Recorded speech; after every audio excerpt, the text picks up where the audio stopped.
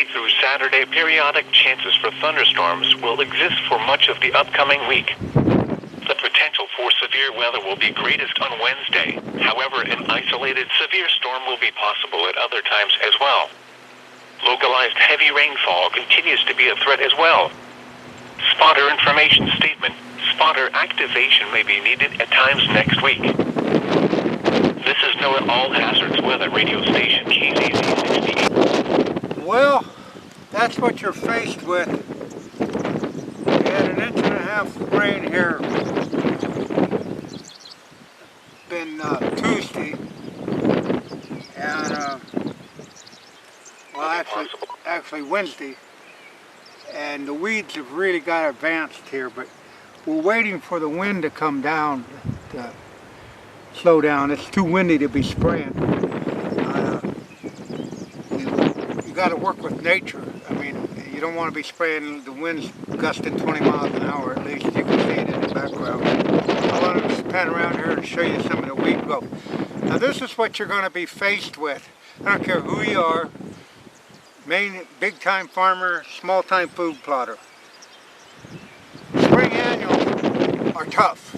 That's why as a food plotter you want to make sure you've got plenty of perennials planted, because as I tell people, if your planting window shrinks because of the weather in the spring, you're better off to have a perennial. At least you know that's your bedrock, your steadfast, you got that, it's there.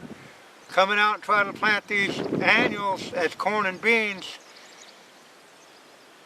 it's a challenge because of these weather fronts that are going through. The other day you couldn't even walk up here. The ground was squishing. And here it is, Mother's Day. The dirt's dry, but I got such a weed growth on it that I've got to put some burn down on it to get rid of this. And I'll take you across the road here in a little bit and show you the other farmer, big time farmer. And he's planting right through the weeds, but he's got a whole lot different technology going there than what we'll have as food plotters. So let me pan around here and show you what you're up against. Well, you can see the trees in the background, and up here in the top you can see them moving pretty good. When those leaves are showing their white side, that's a pretty good wind.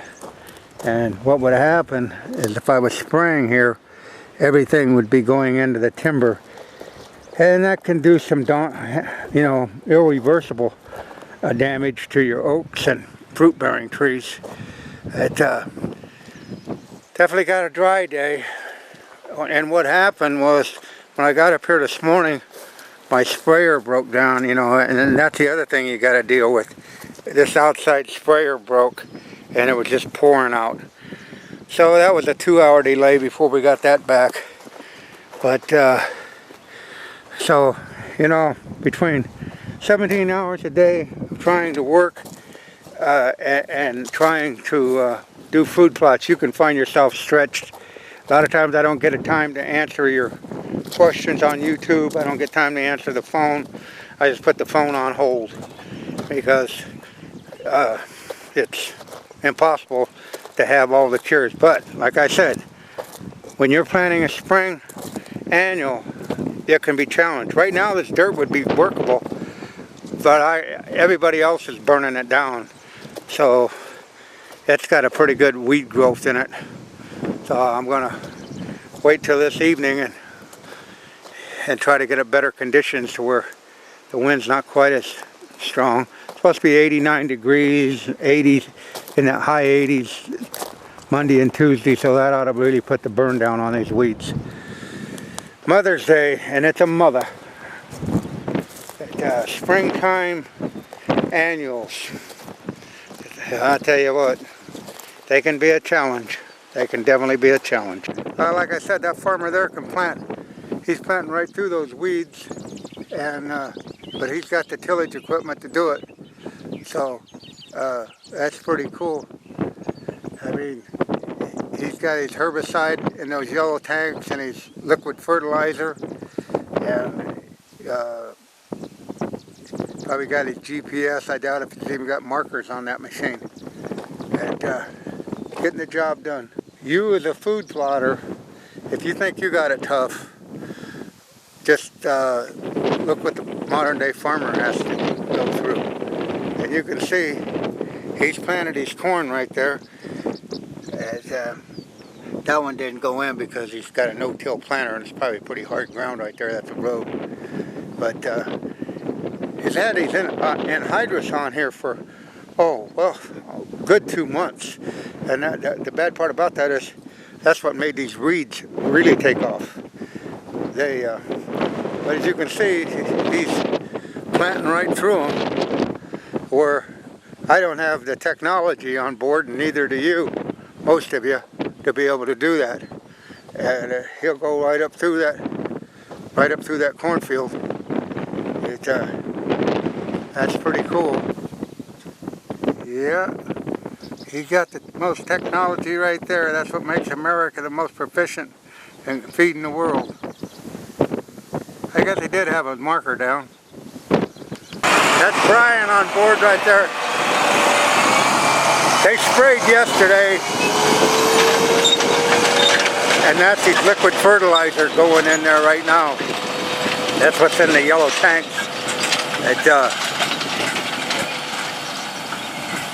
They can go through there. That's at no-till, and Brian's at the helm getting the job done. It's amazing how big equipment is today. And like I said, our grandfathers would roll over in their graves if they seen corn going in the ground like this. That's pretty cool. See that field? It's basically all weeds. And they're going to plant right through that. Modern technology at its best. Now, there's a perennial, an alfalfa clover field. If you went with that, you could see all that rain did some good. In this ground, you see none of these fields have been planted. It's just been way, way too wet. So that, I'm trying to show you a negative of a spring annual that you're going to be faced with. So, as they say, suck it up, buttercup, because you can plant a food plot all winter long and ask 10 million questions, and I don't blame you for that.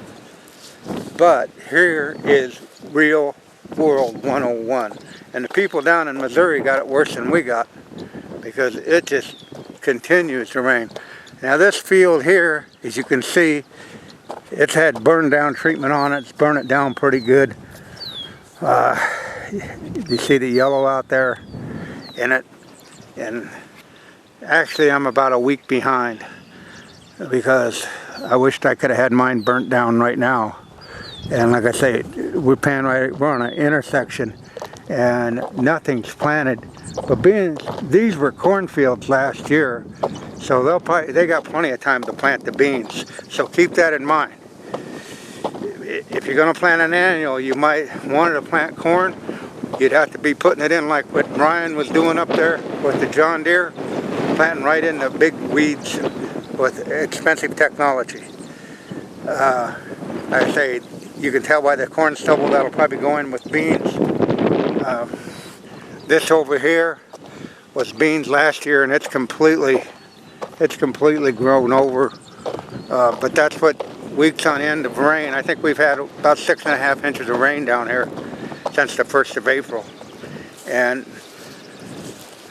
the weed crop is really taken off, and it's just something you'll be faced with, is what I'm trying to get. So each season's going to be different. Now I'm going to take you down and show you the perennial behind the pond. As we traverse down through this timber, we're probably 300 yards away from that top field up there that we want to spray. And you can see the leaves moving out of the south. So if we was up there spraying, what could happen is that wind drift could bring that right in here on our clover and devastate it. You see it up in them trees, that's why we gotta wait. This brochure, just like this brochure says, don't spray on windy and gusty days. Because like I said, that would blow that right over in here, and one would only know what effect it would have. This was planted in 2015. It's alpha rack, and like I said, right now you have alfalfa.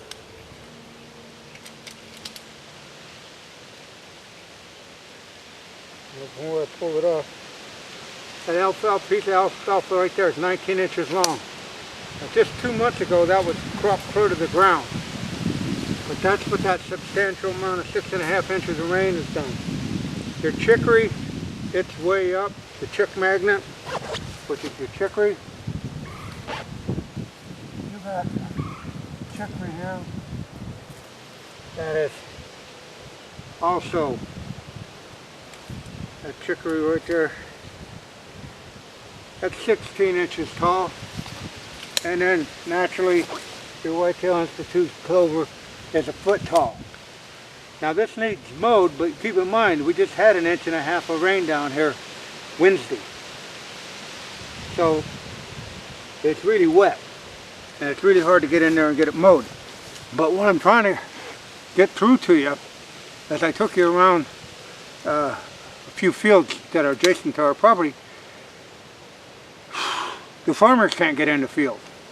And they're using extreme measures, as you've seen. I'd never seen people planting that much weed grow before. I mean, that's, I've seen soybeans go in, but I've never seen corn go in like that. So, and the reason we're talking right now is because of the wind. I got the dry weather. I missed my opportunity last week. I'm supposed to be working today. This day right here cost me $1,100 not to be working. At an easy $1,100, but I thought I would be done by noon. Breakdowns occur as I advise to you that will happen or address that. So your day goes pretty fast, and here it is, 3:30.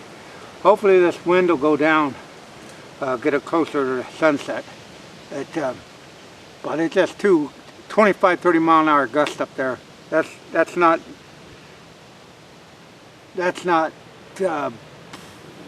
ethical, and it's not correct. So to be a good land steward for everybody, like I said, that stuff would be blowing clear over here.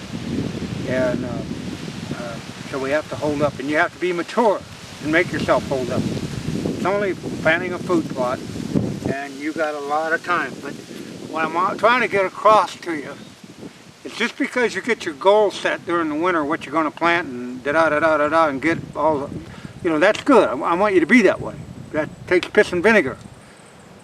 But even with all that, things out of your control, you're not working under a domed atmosphere. You're working with what Mother Nature gives you, and I've always advocated work with her, not against her. So we've still got plenty of time. If we miss the corn opportunity, so it be. We'll go with the beans. There's going to be plenty of corn across the road there, and we got all the time in the world to plant fall annuals. So I'd like to get the beans in, but they got to be in right, because if you don't, they too cost money and time. And if you just go up there and ram it through and you don't get the results you want, you only got yourself to blame. This Alpha Rack Plus is holding its own, and it's really essential that you have perennials planted, because if you run out of time, like the boys down in Missouri, they may not get any fall annuals planted. I mean spring annuals planted. So, but if you got perennials, you got food. Well, as you can see from 2 hours ago, those treetops are getting pretty still. So it's almost 6 o'clock. We got about a 10-12 mile an hour wind now, and the trees aren't shaking and baking. So let's get up here and get this sprayed. Now as we got higher up here on the hill, you can see those treetops in the back. They're still moving, but they're not upside down like they were 4 hours ago. We're going to wait another 20 minutes or so. Remember, you're on man time right now. Man time don't mean nothing to Mother Nature. It's only 5 o'clock by the sun. It says 6 o'clock on man's clock, but Mother Nature rules this earth with her weather movements and her sun movement, and when the wind goes down. So just because it says 6 o'clock on a man-made watch with a man-made mentality behind it, that don't mean jack shit. It's 5 o'clock. Well, now that we're up here on the field, there's still a considerable amount of wind. So, like I said, we're waiting on Mother Nature's time, not man's time. You know, you got to realize that that sun's going to set on what it's been setting long before men, and men come in, they don't have patience, so they jack with the man-made clocks and screw everything up. So let's just wait a little bit. But if you notice those oak leaves, the white side's still showing up here. So we want that to where that's not upside down leaves. That's a good indicator that the wind's blowing. So we better hold off a little longer. Yeah, this was planted in pure traction, and you see apparently a lot of it regerminated. I've seen guys think this would have been a good fall plot, and they'd already ate it to the ground. But there's a lot of seed coming back, but we're going to take it out because it really doesn't have any purpose in my opinion, in the summertime. It's you can notice deer haven't been eating on it or anything, but so we'll get in there and get this out of here. I think it's going to seed right there. Wow, it really came alive. The main thing I want you to get out of this video is this is Mother's Day, and you can notice the weed crop on it. And so after we burn it down and get ready to till, I'll take another picture of it. Well, it's time to spray. We still got quite a bit of time before dusk. It's right at 6:30. So when you notice the trees, the leaves aren't white no more. The wind's down, it's around 10 miles an hour. And we'll pan around here and show you. But make sure you wear your garb. I got gloves too, they're laying over there. But, time to get this sprayed on. I want to show you something. You see that grass? It's just barely moving now.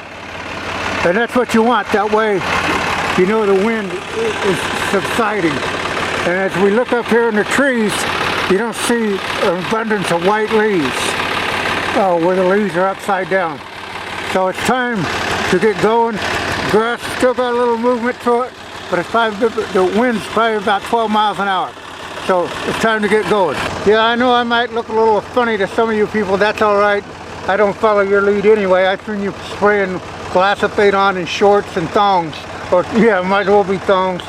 And anyhow, an ounce of prevention is worth a pound of cure. If one of those hoses bursts, they're under pressure, you're not going to get it in your face, and you're not going to breathe it, and you're not going to get it on your skin. So use some precaution. Let's get it on.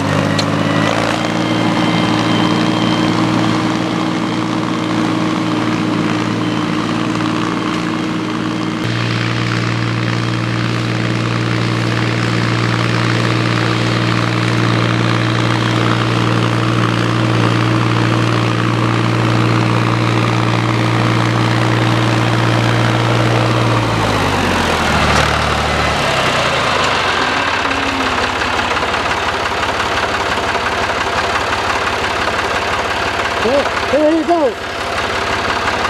There you go, ladies and gentlemen. Getting it sprayed on.